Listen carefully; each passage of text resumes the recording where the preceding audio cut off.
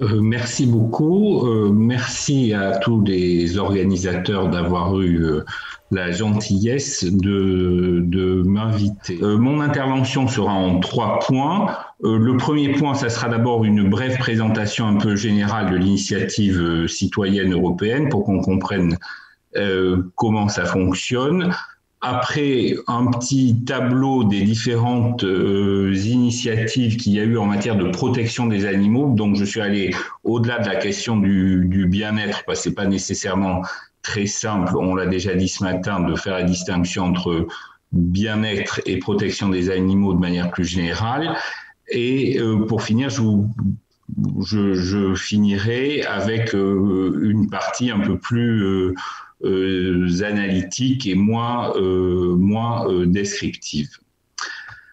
Alors, l'initiative citoyenne européenne, elle est née avec le traité de Lisbonne. On la trouve à l'article 11, paragraphe 4 du traité sur l'Union européenne.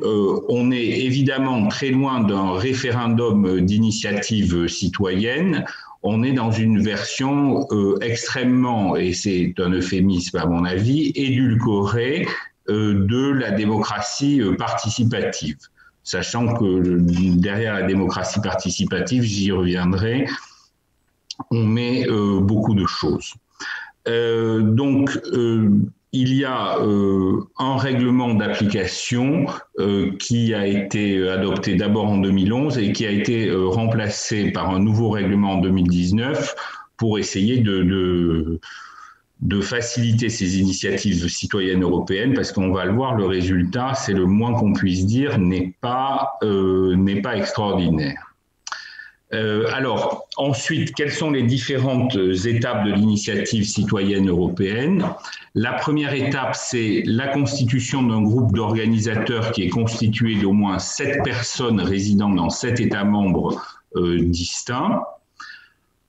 Ensuite, c'est une demande d'enregistrement de l'initiative citoyenne. Là, la Commission européenne procède à un contrôle qui tient essentiellement à la question de savoir si le projet relève des compétences de l'Union, si le projet n'est pas fantaisiste et si le projet n'est pas contraire non seulement à la Charte des droits fondamentaux, mais le règlement de 2019 précise également aux valeurs de l'Union européenne. Donc, si vous voulez, au-delà d'une approche juridique, c'est-à-dire respect de la charte, il y a une dimension très prêchi-prêcha de moralisation, de valeurs, ce qui, évidemment, en tous les cas, à mon avis, comme je ne suis pas nihiliste, ne veut absolument rien dire, mais on sait que les valeurs, c'est très, très à la mode dans notre monde et spécialement dans l'Union européenne. La troisième étape, c'est la décision d'enregistrement par la Commission. C'est un acte qui est susceptible de faire l'objet d'un recours en annulation. Donc, ça a été jugé non seulement par le tribunal de l'Union européenne, mais aussi par la Cour de justice dans un arrêt de 2019, Balacharpad Itchak, si je prononce à peu près bien, ce qui est peu probable. Ensuite, la quatrième étape, c'est recueillir au moins 1 million de signatures dans au moins 7 États membres distincts dans un délai de 1 an qui, j'ai vu dans certaines hypothèses, sans que j'ai pu arriver à comprendre pourquoi, peut être porté à 2 ans. Et enfin, la cinquième étape, la Commission prend position sur l'opportunité de proposer l'adoption d'un acte. Alors, le bilan quantitatif, c'est pour l'instant 104 demandes d'enregistrement, 108 demandes enregistrées, 6 réponses de la Commission et bien évidemment, je dis bien évidemment parce que j'ai mauvais esprit, absolument aucun texte concrètement adopté. Alors ensuite, le deuxième point, le tableau des initiatives relatives à la protection des animaux. D'abord, quelles sont les initiatives qui ont été rejetées? Alors, dans ce que j'ai trouvé sur le site de la Commission européenne, il y en a eu 4. une qui s'appelle Ethics for Animals and Kids, qui concernait la protection des animaux errants. Une seconde qui était intitulée Our Concern for Insufficient Help to Pet and Stray Animals in European Union. Donc là aussi, c'est animaux domestiques et animaux errants. Stop Cruelty for Animals, donc ça c'est plutôt protection des animaux de compagnie. Et une troisième, je ne vous lirai pas parce que c'est en castillan que je ne maîtrise pas, qui était relative à l'abolition de la tauromachie. Alors, ensuite, quelles sont les initiatives qui, elles, ont été enregistrées?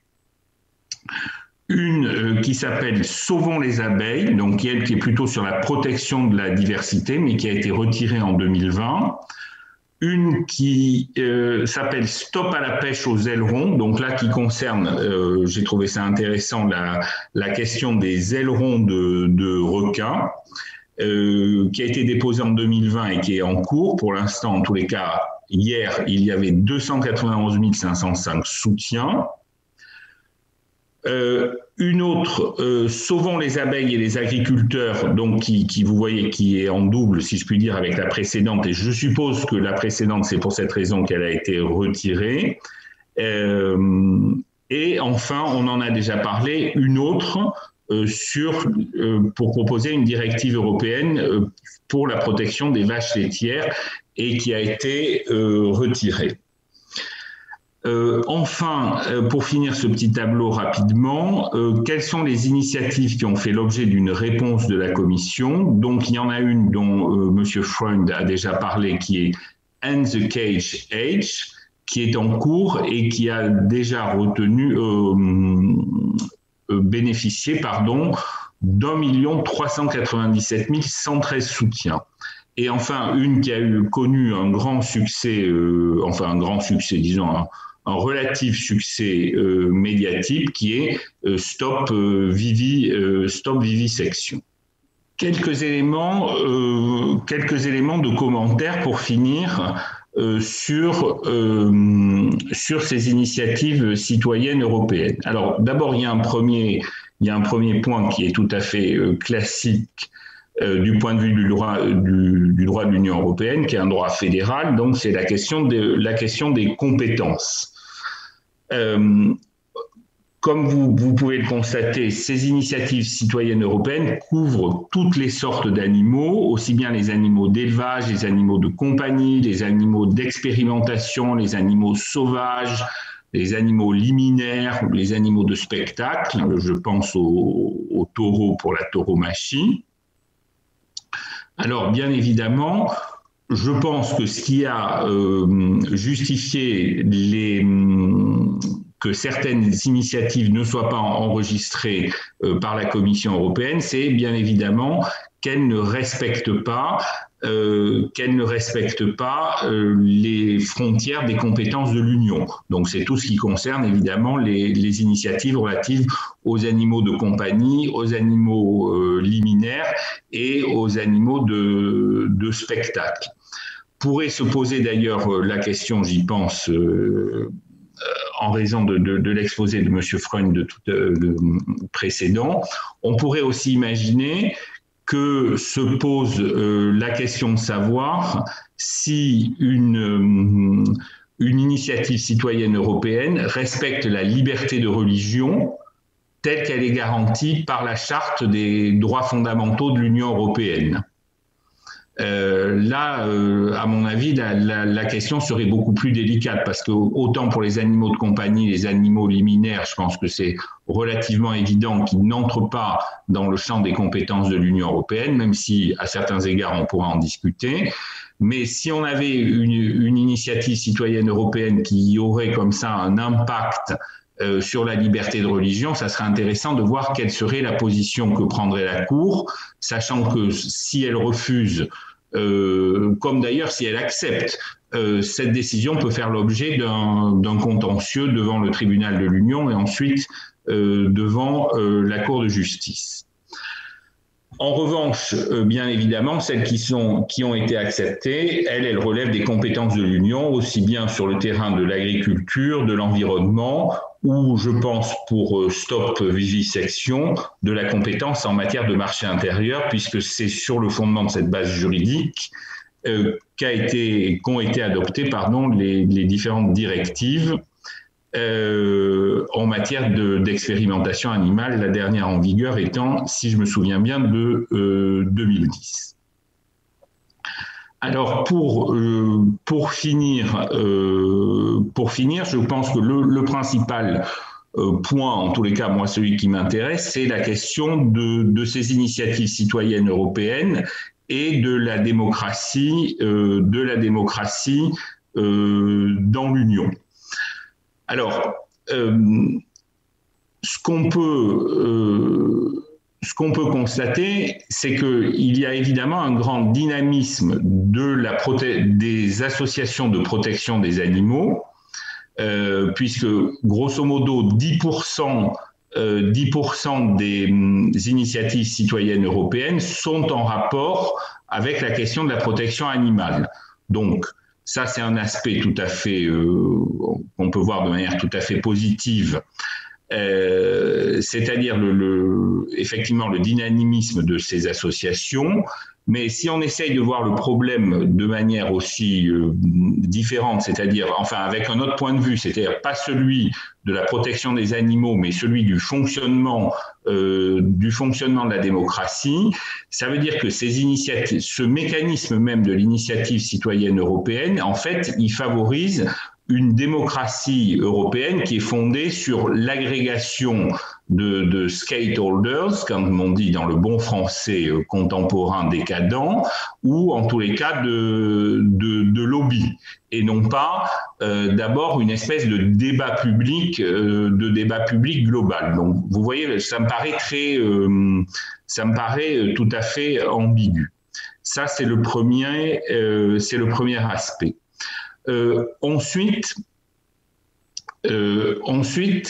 ce qu'on peut, me semble-t-il, constater, c'est qu'il y a d'une certaine manière un écran entre les associations qui portent ces demandes, et cette remarque, elle ne concerne pas que la protection des animaux, mais elle est plus générale, entre ces associations qui portent de manière très dynamique ces demandes et les citoyens de l'Union, puisqu'on voit quand même que on arrive au maximum à recueillir 1 400 000 signatures, ce qui est évidemment considérable, mais à l'échelle de ce qu'on peut appeler de manière un peu prétentieuse la deuxième démocratie du monde derrière le sous-continent indien, comme disent les journalistes, sur 450 millions d'électeurs, vous m'en concéderez, pour être un peu trivial, que ça ne fait pas BZF.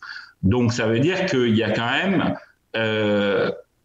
les associations arrivent à mobiliser ceux qui sont déjà conquis en quelque sorte, mais on n'arrive pas à passer comme ça à un débat politique beaucoup plus large. Alors à mon avis, je ne suis pas politiste, mais à mon avis c'est lié à un écran médiatique, parce en réalité ces questions de protection des animaux intéressent relativement peu les médias, sauf pour des épisodes, si j'ose dire, sanguinaires.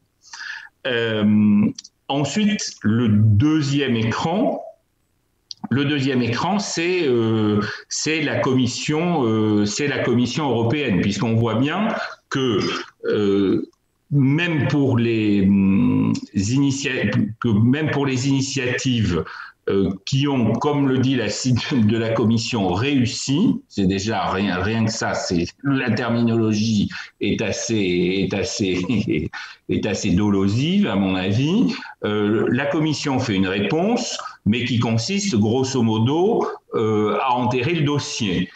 Quand on lit la réponse donnée par la Commission européenne à l'initiative Stop Vivisection, c'est à peu près ça. C'est-à-dire, c'est une espèce de langue de bois consistant à dire que oui, bien évidemment, nous aussi, nous sommes favorables à la disparition de l'expérimentation animale, mais finalement, en l'état actuel du droit, c'est très très bien.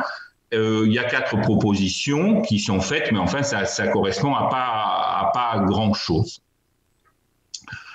Ça sera d'ailleurs assez intéressant de voir quelle est la position que va prendre la Commission européenne sur l'initiative End the Cage. Parce que autant on peut aussi comprendre la position de la Commission européenne dans l'affaire de la vivisection, parce que cette question des expérimentations animales en matière scientifique est une question très délicate, autant la question abordée dans End the Cage me paraît, en tous les cas, sur un plan pratique, je ne dis pas politique, mais pratique, un peu plus facile à régler. Mais bon, là aussi, c'est mon opinion personnelle et je ne suis pas spécialiste de l'agronomie. Bon. Alors, si vous voulez, juste pour conclure très rapidement de manière générale, en tous les cas, ma conclusion, bien que je sois en temps normal très optimiste, c'est que c'est un échec. C'est un échec pour la protection des animaux et surtout, c'est un échec pour la démocratie.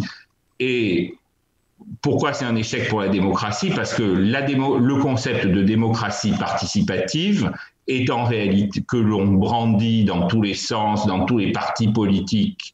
C'est très très à la mode, d'ailleurs personne ne sait très bien ce que ça veut dire. C'est vraiment, vous savez, comme la définition qu'on donne aux étudiants quelle est la différence entre, vous savez, c'est un truc très connu, entre la démocratie et un régime autoritaire. La démocratie, c'est cause toujours, et le régime autoritaire, c'est ferme ta gueule. Donc la démocratie participative, on est à peu près dans ce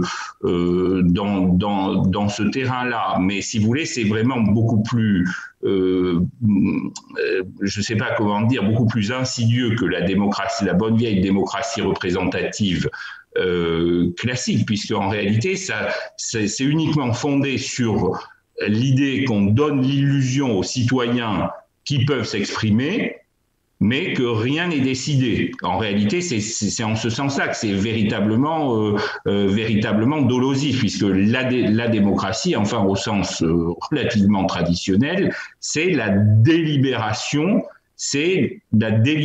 des citoyens. Donc la délibération des citoyens qui se fait soit directement dans la bonne vieille démocratie des anciens, soit indirectement dans la démocratie des modernes, au moment de l'élection ou au moment du débat. Donc tant que ces initiatives citoyennes européennes ne permettent pas qu'il y ait véritablement un débat politique, et tant qu'on